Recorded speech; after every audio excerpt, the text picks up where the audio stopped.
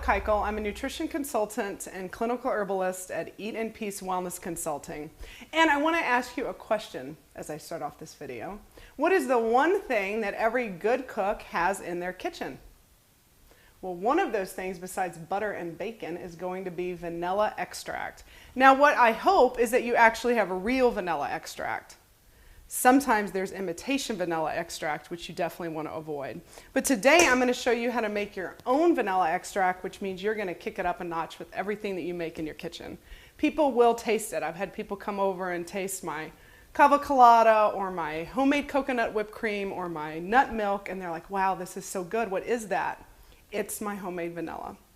So I'm just going to show you how easy this is to make. So what you want to start out with is good quality vanilla beans, whole vanilla beans. I like to order mine organic because organic is not only a better quality product typically, but it's also better for the planet. So I got mine through Mountain Rose Herbs. They do a great job. So that's a good starting point there. And what you're going to want to do, now when I make my vanilla, I make a lot of it. So this is a pound of vanilla beans. Vanilla beans are expensive. So this is sacred preparation. So what you're going to want to do is take your vanilla beans. I've already pre-cut some of them, and you're going to want to cut them into little 1/2 inch, 1 inch chunks. Just like that. And as you cut these, you really enjoy the amazing smell of vanilla. And I'm not kidding, your house will smell good for a long time after making these.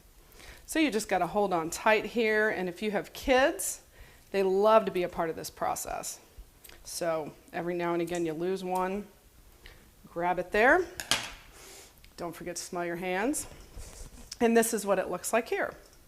So after that is complete, what you're going to want to do is take a large glass jar. I purchased these through SKS bottles. And you're going to want to add your vanilla beans to the jar. Now, I learned a hard lesson one time when making vanilla because I pre-cut the vanilla like this, and then I let it sit for a day. And it must have oxidized. Something very strange happened, and I ended up wasting a lot of vanilla bean because the extract was not good. So when you make this, commit to making it fully the first time. Okay. A few more strays there. So now what you need is a graduated cylinder here. You can easily order these on Amazon. And you're going to need Everclear alcohol. So you can pick this up at your liquor store. Okay, and then you've got to do a little bit of math. So with this math, what you're going to want to do is measure out how many beans you have. We've got 16 ounces of beans. Now, you need to figure out how many grams this is. So the easiest thing to do, because I'm not inclined to do math a lot, is to Google it. So how many grams are in 16 ounces? And you get the answer 454. Now what we're going to make is a 1 to 3 extract of vanilla. When you go to the store, you're most likely, if you're even purchasing real vanilla at all, is going to be a 1 to 10 extract. So that means that in 10 parts liquid, you get 1 part vanilla. Like I said, we're making a 1 to 3 extract, which means in 3 parts of the liquid, you get a piece of vanilla. You get that? It's very, very strong and wonderful. So theoretically, you could use less of this when you're baking because it's better than what you're getting in the store, but I still use the same amount because it tastes so good. So we're going to multiply that 454 grams by 3, and what you're going to get is 1362. So 1,362 milliliters of liquid. We're going to divide that by 2 because we're making a 50% alcohol and 50% water extract. That's the interesting thing about making herbal medicine is that different plant constituents like to come out in different ratios of water and alcohol. So a lot of thought goes into herbal medicine that you may not be aware of. And this is practicing herbal medicine at home. That's vanilla. Vanilla is an herb. So you want to divide that by 2 and you get 681 milliliters of alcohol and 681 milliliters of water. So that's what we're going to measure out here. Now this is a 500 milliliter thing here, graduated cylinder. We got a little bit of spillage, but that happens. So that's 500. Now we're going to measure 181, and we're just going to do that roughly. There we go. That's as good as it's going to get. So there's our Everclear alcohol. Excellent. And now we're going to come over here to our distilled water. Forgot to say that. So theoretically, distilled water, right, has had everything removed from it, so it might be a little bit better at pulling things out. And, you know, sometimes you just don't have everything you need all the time, so if you want to use regular water for this, that is not a problem. Okay, perfect. Isn't this easy? It's so easy and it's so good.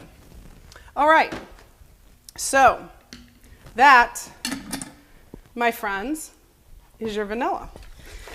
Now what you're going to want to do is have this sit for 14 days, that's 2 weeks, and every day, even a few times a day, you're going to want to shake it. And that agitation does create a better extract. It creates movement, it creates some warmth, and most importantly, it puts your energy and your love into your final product. I like making this in bulk because it is an awesome gift to give for, you know, to friends. You know, if you go over to someone's house for dinner, you bring them a homemade bottle of vanilla extract, they'll like that a lot. So set this somewhere cool, protected from light, in a corner, but don't forget to shake it. 2 weeks, shake it every day. And then we're going to fast forward here because I just happen to have some of this amazing vanilla, and look how dark it is, right? Look at that. So after 2 weeks, you started with this, and now you're going to get this. And that is the amazing thing about making your own vanilla. So we're going to hopefully take the lid off here. Oh, interesting, unforeseen event.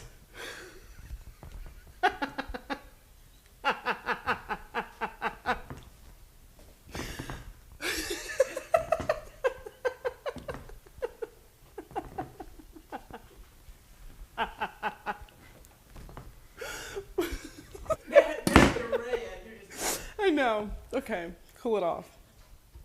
Okay, so here we are, a little trouble getting the bottle open there. Excellent. Okay, so now, this is a delicate process here. You want to take your Pyrex, you want to take your strainer, and you just gently pour it out.